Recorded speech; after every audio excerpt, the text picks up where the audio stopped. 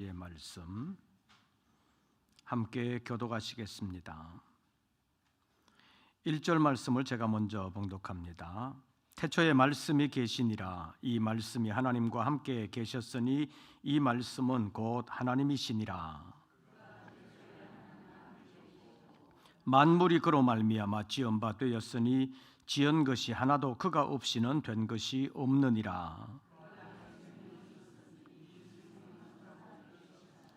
빛이 어둠에 빛이 돼 어둠이 깨닫지 못하더라.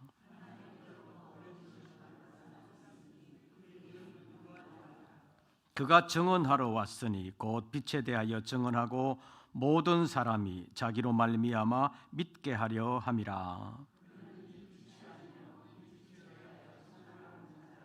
참빛 곧 세상에 와서 각 사람에게 비추는 빛이 있었나니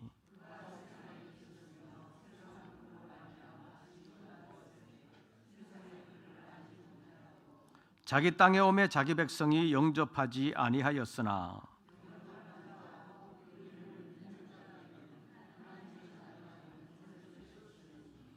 이는 혈통으로나 육정으로나 사람의 뜻으로 나지 아니하고 오직 하나님께로부터 난 자들이니라.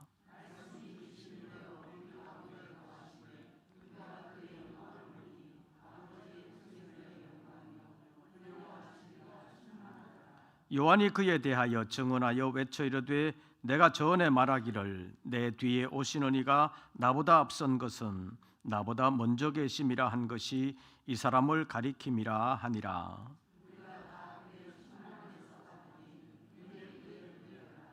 율법은 모세로 말미암아 주어진 것이요 은혜와 진리는 예수 그리스도로 말미암아 온 것이라.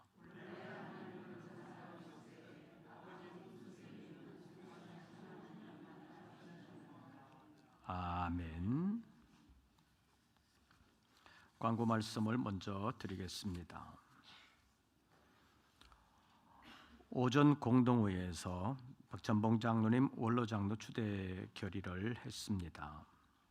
그래서 마지막 주 항존직 은퇴식 때 원로 장로 추대 예식을 함께 할 예정입니다.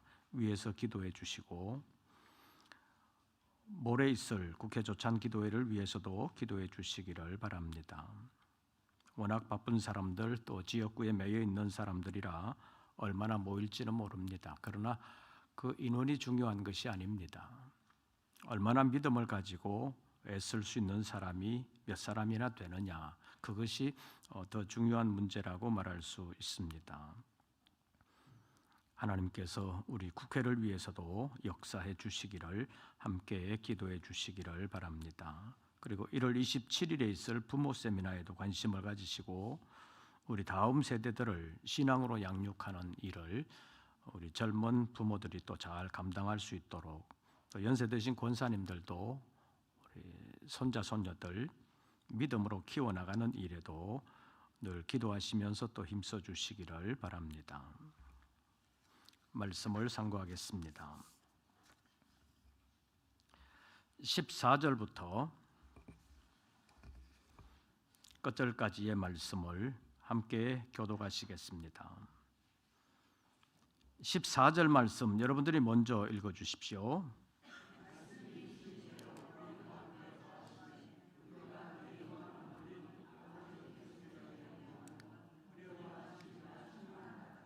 요한이 그에 대하여 증언하여 외쳐 이르되 내가 전에 말하기를 내 뒤에 오시는 이가 나보다 앞선 것은 나보다 먼저 계심이라 한 것이 이 사람을 가리킴이라 하니라. 율법은 모세로 말미암아 주어진 것이요 은혜와 진리는 예수 그리스도로 말미암아 온 것이라.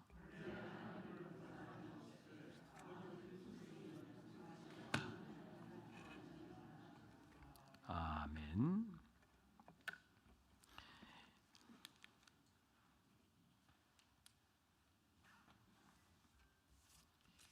1절부터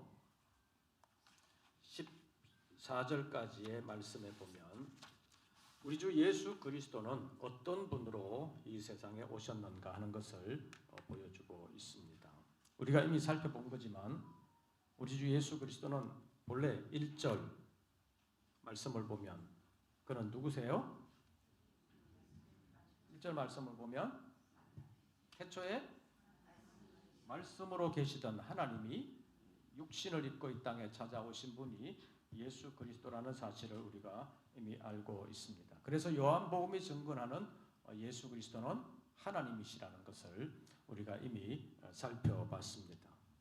그런데 그 하나님이신 예수 그리스도께서 또 어떤 일을 하셨느냐?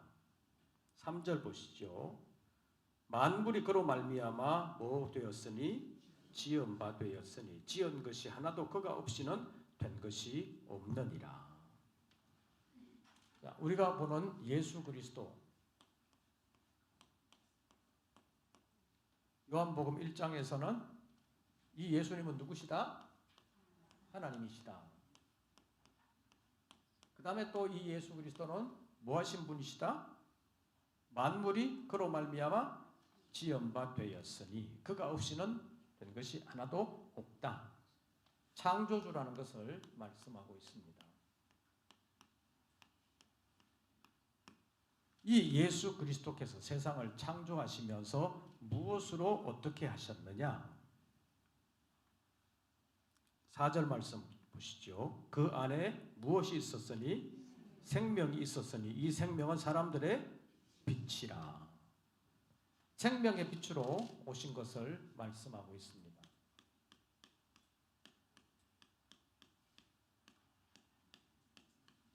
이 빛이 생명의 빛으로 이 땅에 비쳤지만 어둠은 이 빛을 이기지 못하지만 사람들이 생명의 빛을 제대로 받아들이지 않았다는 것입니다. 그러나 받아들인 사람에게는 이 생명이 그에게 임하게 되었다는 것을 성경이 우리에게 말씀하고 있습니다. 그런데 우리가 잘 아는 대로 에베소서 2장 1절 말씀에 보면 허물과 죄로 죽었던 너희를 살리셨다 이렇게 표현하고 있습니다. 이미 죽었다는 것입니다.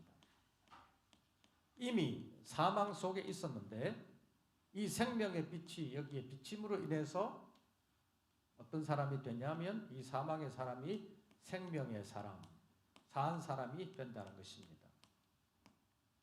사망이 생명으로 바뀌는 역사가 일어납니다. 이 사망이 생명으로 바뀌는 역사가 비유적인 것이지만 에스겔 37장에 있는 말씀을 보면 있습니다. 흔히 에스겔 골짜기의 마른 뼈 환상이라고 불리는 그 환상이 있지요. 이것은 비유의 말씀이기는 한데 환상으로 보여주신 것인데 하나님께서 선지자를 골짜기로 데리고 가시지요. 봤더니 골짜기에 뭐가 있어요? 완전히 죽은 마른 뼈들이 수없이 널려 있었다고 말씀하고 있습니다. 뼈가 완전히 말라버렸다는 것입니다. 그러니까 뼈가 완전히 마를 정도 되면 요즘도 가끔 TV에서 무슨 살인 사건이나 아니면 뭐 변사 사건 이런 거 나올 때 백골 상태로 발견됐다 이렇게 보도가 나오긴 하는데 그 백골 상태라는 것도 사실은 에스겔 37장에 나오는 마른 뼈 그것보다는 훨씬 나은 거라고 볼 수 있습니다. 뼈는 백골로 드러났지만 다른 부분들이 좀 아직도 남아 있을 수도 있는데도 그래도 백골 상태로 발견됐다. 그런 보도들이 좀 더 나오는데 에스겔 37장에 있는 표현 정도가 되면 아주 심히 말랐더라 이렇게 표현하고 있는데 그러면 살은 있다는 얘기예요? 없다는 얘기예요? 살은 하나도 없다는 거예요. 완전히 뼈만 남았는데 그 뼈도 완전히 말랐다는 것입니다. 오래되고 어쩌면 그 풍화작용에 의해서 뼈만 남았는데 그 뼈도 그냥 온전한 뼈가 아니라 완전히 말라버린 뼈가 널려 있었다. 널브러져 있었다. 또 쉽게 말하면 뭐 머리에서 목뼈로 해서 이렇게 순서대로 쫙 있었던 것이 아니라 다 섞여가지고 형체도 제대로 알아볼 수 없을 정도로 말라버린 뼈들이 많았다는 것입니다. 완전히 죽었어요? 하나님께서 물으시죠. 이 뼈들이 능히 살겠느냐? 선지자는 뭐라고 그러냐면 주 여호와께서 아시나이다. 그 말은 나는 대답 못하겠습니다. 이게 어떻게 삽니까? 완전히 죽었는데 나는 더 이상 대답 못하겠습니다. 그럼 그 말은 내 기준으로 볼 때는 못 삽니다. 이렇게 죽은 사람이 살아난 일도 없고 내 기준으로 보면 살릴 수 없습니다. 그런 거예요. 선지자도 자신 없다는 거잖아요. 요한복음 21장에 있는 말씀을 보면 예수님께서 베드로에게 물으시잖아요. 네가 나를 사랑하느냐? 어떨 때는 내가 이 사람들보다 또는 이것들보다 나를 더 사랑하느냐 이렇게 물으시잖아요. 베드로가 옛날 같으면 자신 있게 예 사랑합니다 그럴 텐데 내가 주를 사랑하는 줄 주께서 아시나이다. 사랑하긴 하는데 자신은 없습니다. 주께서 아십니다. 내가 실패한 것 주님 아시지 않습니까? 그것을 말하는 것입니다. 에스겔서 37장에서도 이 뼈들이 능히 살겠느냐 그럴 때 주께서 아시나이다 이렇게 대답하고 있습니다. 그런데 하나님께서 선지자에게 대언하라고 말씀하시죠. 대언하여 살리라고 말씀하십니다. 선지자는 순종하고 결국 살아나게 되죠. 선지자가 대언을 하니까 생기가 들어가게 된다고 말씀하면서 그 살아나는 과정을 말씀하고 있습니다. 이때는 뭐밖에 없었어요? 마른 뼈밖에 없었습니다. 마른 뼈들밖에 없었어요. 근데 생기를 대언하니까 뼈에다가 뭐가 생기고 성경의 순서대로만 하면 힘줄이 생기고 그 다음에 거기다가 가죽까지 덮였다 이렇게 표현합니다. 사람을 설명할 때 이렇게 설명하니까 좀 그렇기는 해요. 그래도 일단 뼈들은 널려 있었던 거고 선지자가 하나님의 명령에 대언해서 하니까 생기가 들어가면서 먼저 힘줄이 생기고 그 다음에 가죽이 덮였다 이렇게 표현하고 있는데 이런 과정을 보면 힘줄과 사이에 뭐가 있었어요? 뭐가 있어요? 여러분들은 힘줄하고 가죽밖에 없어요? 그 사이에 뭐 있어요? 살이 있잖아요. 살. 그러니까 나중에 이제 살이 오른다 이런 표현을 에스겔서 37장에 쓰고 있습니다. 이렇게 되니까 드디어 살아났어요. 사람이 됐습니다. 이 사람도 그냥 사람이 아니라 극히 강한 군대가 되었다 이렇게 표현하고 있잖아요. 군인이 됐습니다. 이렇게 됐으면 이 사람은 어떨 것 같아요? 성경에 보면 극히 강한 군대가 됐잖아요.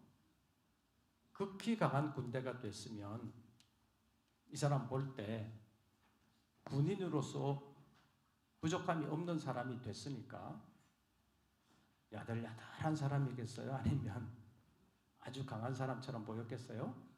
선지자가 볼 때 굉장히 강한 사람처럼 보였다는 거지요. 여러분들이 어떤 사람을 볼 때 저 사람은 단단하다 그렇게 보이는 사람은 어떤 사람이에요?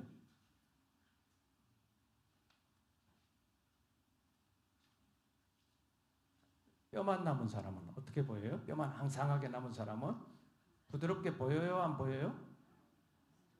부드럽게 별로 안 보이지요? 뼈만 앙상한 사람.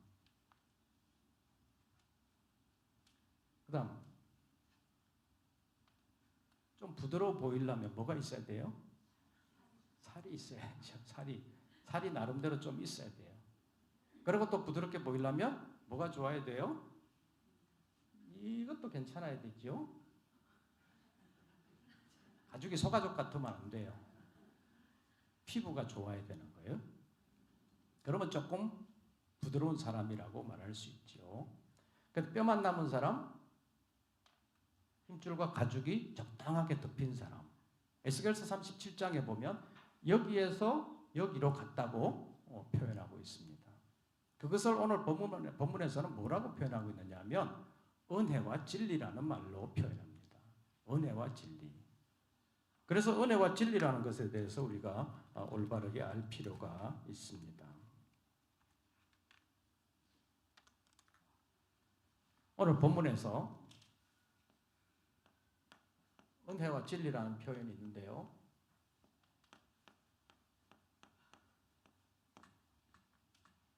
은혜와 진리가 어디에서 나오는지 한번 보시지요. 오늘 본문 말씀 가운데서 14절부터 18절까지의 말씀을 다시 한 번 더 교독하시면서 은혜와 진리라는 것이 어떻게 나오고 있는지 한번 보시지요. 14절 여러분들이 먼저 보십시오.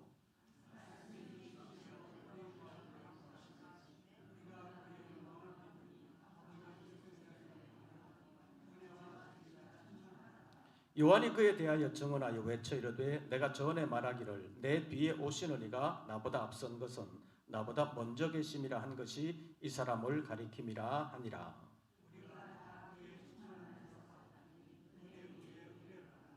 율법은 모세로 말미암아 주어진 것이요 은혜와 진리는 예수 그리스도로 말미암아 온 것이라.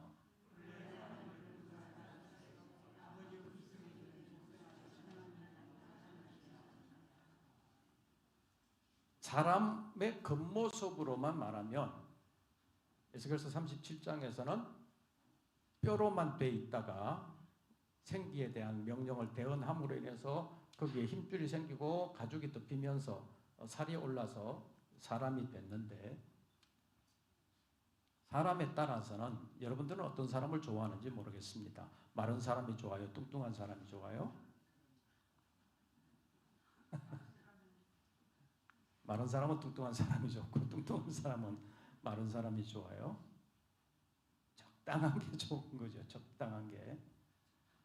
이번에 태국 가서 참석한 목회자들 가운데 아주 대조적인 사람을 봤는데요. 한 분은 암 때문에 벌써 병원에서는 어떻게 할 수 없는, 여러 군데 퍼져서 어떻게 할 수 없는, 진짜 완전히 말라가지고 이제 뼈만 좀 남은 것처럼 보이는 분이 한 분 계셨는데 1시간도 안 빠지고 계속해서 끝까지 잘 참석을 하셨습니다. 또 한 분은 진짜 엄청나게 찌신 분이에요. 그냥 이렇게 퉁퉁하게 찐 게 아니고 아마 배둘레가 제가 생각할 때는 한 2m쯤 되지 않을까. 어떻게 주체를 잘 못하는 분이 계셨어요. 근데 뚱뚱한 게 좋아요? 앙상한 것보다는 좀 나아요. 근데 적당하게 이제 뚱뚱한 게 좋지요. 사람에 따라서 자기가 좋아하는 것은 다를 수 있지만 믿음의 관점에서 볼 때 이 뼈의 역할을 하는 것이 진리예요, 진리. 그래서 진리가 단단하게 서 있으면 넘어지지 아니하고 잘 살아갈 수 있습니다. 그 다음에 힘줄, 가죽, 살 이런 역할을 하는 것이 은혜라고 볼 수 있습니다. 그래서 우리가 신앙생활을 하면서 마치 사람이 뼈도 튼튼해야 되고 살도 적당히 있어야 되고 남들에게 풍기는 것도 어느 정도 좀 부드러우면서도 제대로 강단이 있는 사람처럼 보이는 것이 바람직한 것처럼 우리의 신앙생활에서도 진리 위에 서 있어야 되지만 은혜란 측면도 너무 무시해서는 안 된다는 것입니다. 은혜가 있어야 되지만 진리가 없어서도 안 된다는 것입니다. 그래서 어떤 사람은 은혜를 많이 강조하고 어떤 사람은 진리를 많이 강조하게 되는데 예수님은 어떤 분이시냐 한번 보시지요. 14절 말씀이 육신이 되어 우리 가운데 거하시매 우리가 그의 영광을 보니 아버지의 독생자의 영광이요 무엇이 충만하더라? 은혜와 진리가 충만하더라. 예수 그리스도는 이 은혜뿐만 아니라 진리도 뭐하더라? 충만하더라. 이 두 개가 충만하다고 했습니다. 물론 이 두 개가 균형이 잘 맞아야 되는데 균형이 잘 맞되 충만하게 균형이 맞는 것하고 그냥 충만하지 않고 겨우 바람 불면 안 날아갈 정도로 균형이 있는 것하고는 다르다는 거지요. 예수 그리스도는 은혜와 진리가 뭐하더라? 충만하더라. 그래서 오늘 본문을 소개하면서 예수 그리스도뿐만 아니라 한 사람을 더 소개해요. 누굽니까? 모세잖아요. 모세에 대해서 말합니다. 17절 무엇은 모세로 말미암아 주어진 것이요? 율법은 모세로 말미암아 주어진 것이요. 율법은 모세로 말미암아 주어진 것이다. 이렇게 표현합니다. 율법은 모세로 말미암아 주어진 것이다. 이 말은 모세가 율법을 준 것이 아니라 율법은 하나님이 주셨는데 누구를 통해서? 모세를 통해서 주셨다. 그런 말입니다. 그러니까 모세는 율법의 전달자. 오늘 본문에 있는 표현으로 한다면 진리의 전달자라고 말할 수 있습니다. 그런데 예수 그리스도는 어떤 분이시냐? 17절 상반절을 제가 보면 하반절은 여러분들이 보십시오. 율법은 모세로 말미암아 주어진 것이요.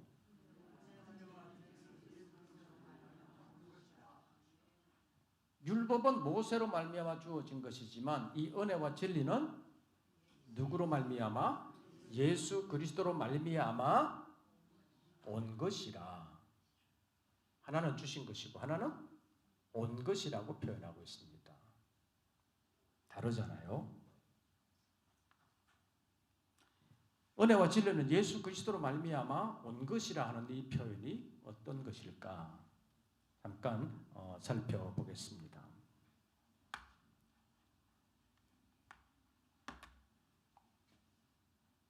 지우지 말고 하지요.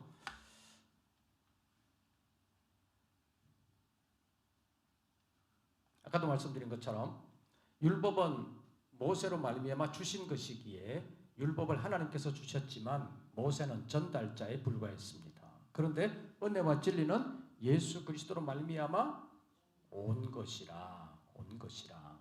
은혜와 진리가 스스로 온 것처럼 은혜와 진리는 예수 그리스도를 통해서 오셨다 이렇게 표현하고 있습니다. 그 말은 두 가지의 의미가 있습니다. 예수 그리스도께서 은혜와 진리를 오게 하셨다. 그런 의미가 있고 또 하나는 예수 그리스도는 은혜와 진리 그 자체로서 이 세상에 오셨다라고 말할 수 있습니다. 왜냐하면 14절 말씀에 보면 말씀이 육신이 되어 우리 가운데 거하시며 우리가 그 영광을 보니 아버지의 독생자의 영광이요 무엇이 충만하더라? 예수 그리스도가 은혜와 진리가 충만하신 분이시기 때문에 예수 그리스도께서 오시면 자동적으로 뭐가 와요? 은혜와 진리가 오시게 되어 있다는 것입니다. 왜냐하면 예수 그리스도는 은혜와 진리가 충만하신 분이시기 때문입니다. 그런데 이 예수 그리스도에 대해서 우리가 조금 살펴볼 필요가 있는데요. 아까 14절 봤는데요. 14절에서는 은혜와 진리가 뭐하더라? 충만하더라.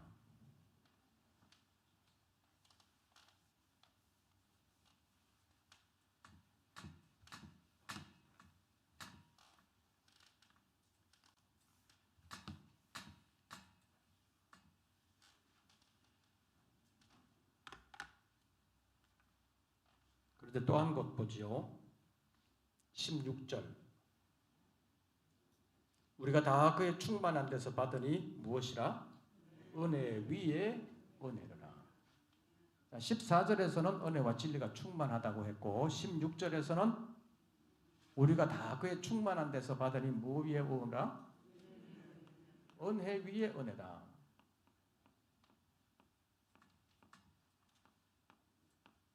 은혜 위에 은혜를 어떻게 했다는 거예요? 받았다는 거잖아요. 충만한 데서 받았기 때문에 은혜 위에 은혜를 또 받게 되었다. 그런 얘기입니다. 그 다음에 17절 율법은 모세로 말미암아 주어진 것이요 은혜와 진리는 예수 그리스도로 말미암아 오신 것이다.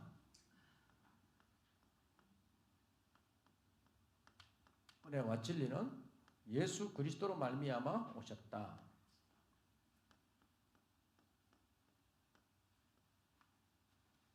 자, 이렇게 되어 있는데, 그럼 이렇게 말씀하시는 의도가 무엇일까?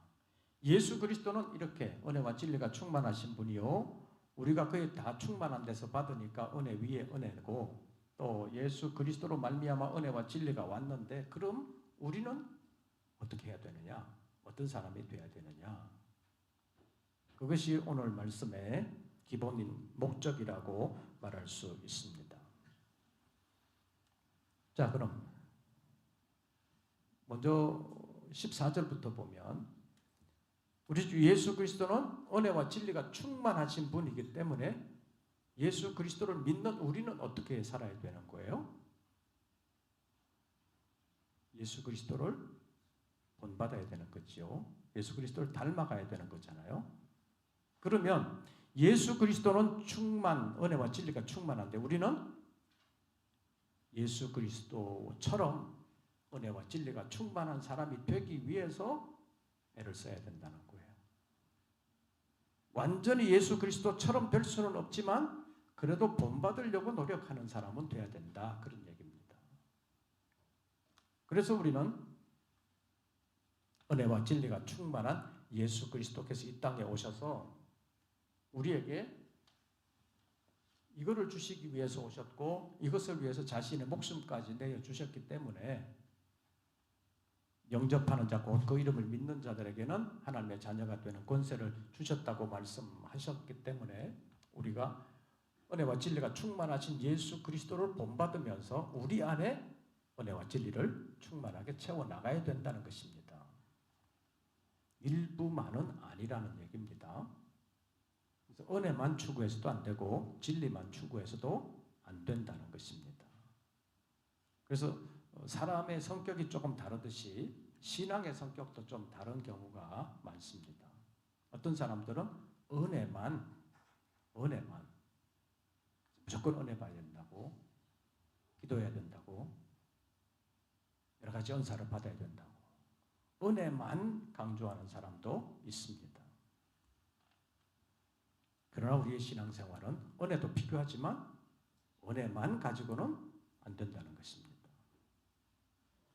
왜냐하면 예수 그리스도는 무엇이 충만하더라? 은혜와 진리가 충만하더라. 그래서 진리도 충만해야 되는데 진리만 가지고서는 또 안 됩니다. 전통적으로 보면 좀 장로교인들은 옛날부터 진리를 많이 강조해요. 특히 우리나라 장로교회는 진리를 엄청 강조하기는 합니다. 진리를 강조하다 보니까 조금만 빗나가면 용납을 안 하는 경우가 있습니다. 그게 꼭 진리 문제가 아닌데도 불구하고 진리라고 말하면서 용납하지 아니하고 서로 적대적 관계가 돼가지고 원수처럼 보는 경우가 있습니다. 그래서 한국의 기독교 역사를 보면 교단이 갈라지는 역사를 보는데, 그때 진짜 꼭 진리 문제 아닌데도 진리 문제인 것처럼 하면서 서로 적수가 되고 원수관계처럼 나누어지는 경우가 많았습니다. 그래서 교단이 갈라졌어요. 교단이 갈라졌는데 옛날에는 우리 장로교 하나밖에 없었습니다.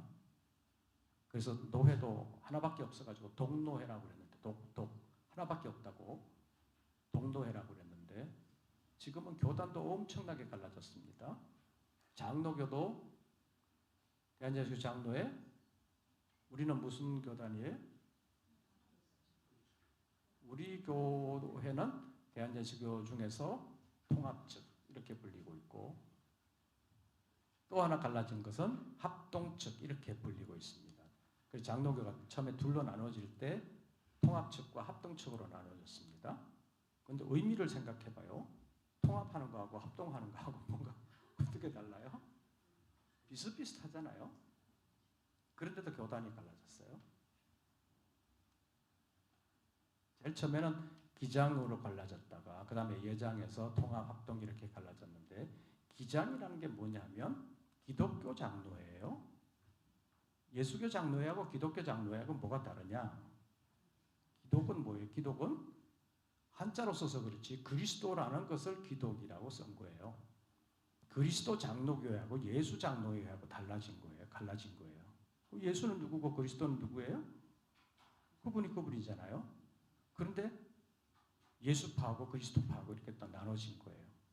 같은 예수파 안에서 다시 통합파, 합동파 이렇게 갈라지고 그 다음에 뭐 수없이 많이 갈라졌습니다.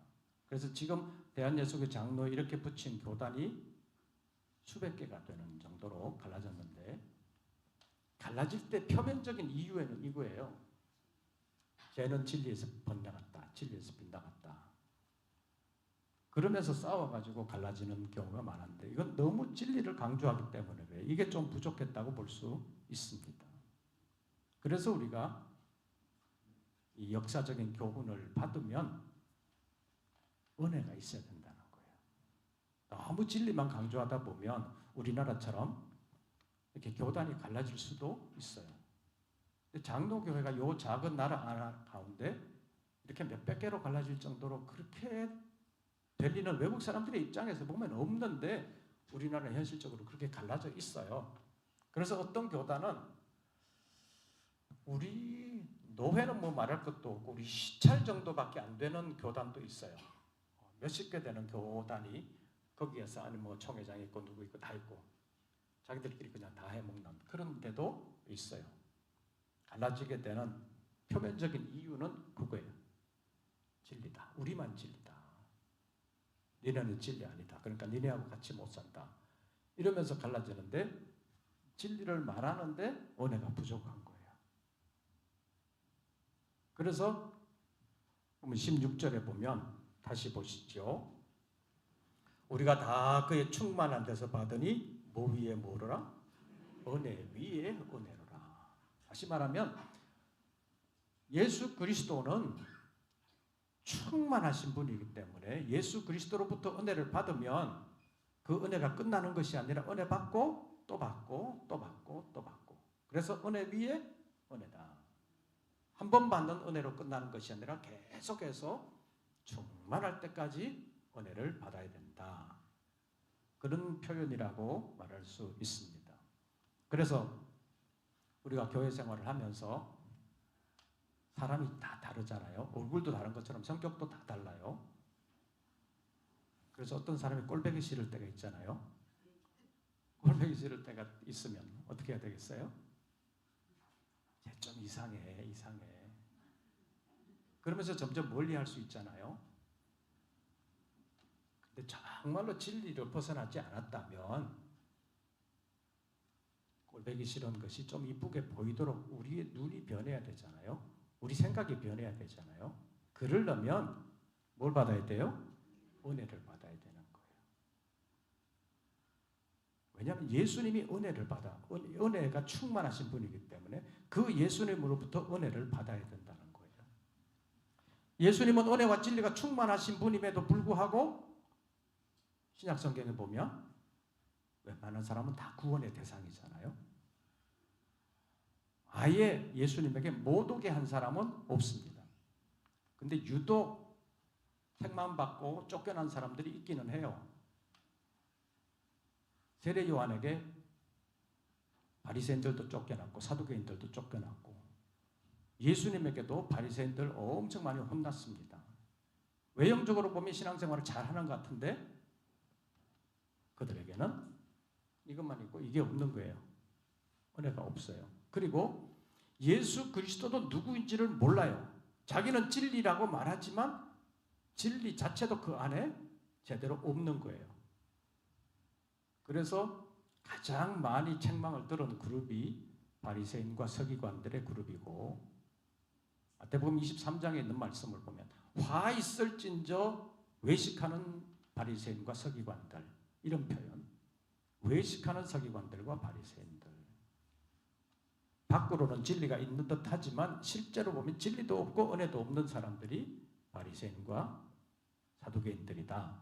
서기관들이다. 이렇게 책망을 들었습니다. 그래서 너무 진리만 말하는 사람들은 은혜를 받아야 된다. 은혜를 받되 한 번만 받는 것이 아니라 충만한 데서, 그리스도의 충만한 데서 받으면서 뭐 위에 뭐라? 은혜 위에 은혜라. 은혜를 받고 또 받고 또 받아야지 제대로 원만한 신앙생활을 할 수 있다는 것입니다.